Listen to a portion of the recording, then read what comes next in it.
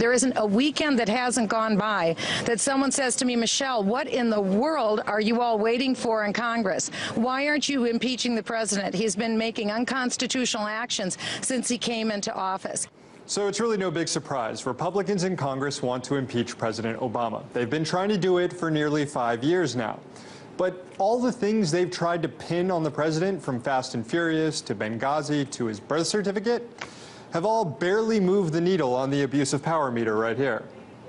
And while Republicans desperately wait for an actual scandal to break, President Obama has knowingly and unapologetically committed actions that could be taken as an abuse of power and legitimate grounds for impeachment proceedings. First up, there's the crackdown on journalists. From the massive snoop on more than 100 reporters at the Associated Press to the investigation into Fox News reporter James Rosen, the Obama administration has launched an unprecedented assault on journalists, and that includes whistleblowers, as the administration has now charged 8 individual whistleblowers under the Espionage Act.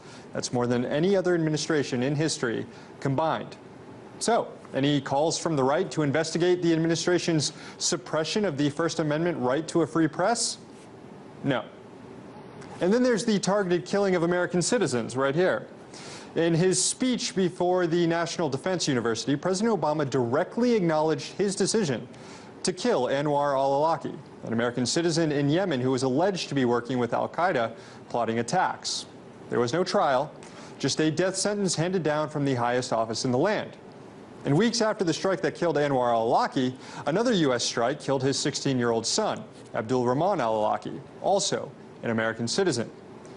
And despite what appears to be a blatant violation of the Constitution's guarantee against deprivation of life without due process of the law, Republicans, for the most part, support the president on this too. Here's Congressman Peter King. I think the president is acting according to the law, according to the Constitution. The president's main job, his main obligation, is to protect the security of the American people.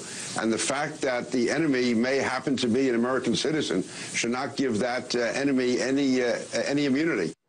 So that's that. And finally, there's domestic surveillance.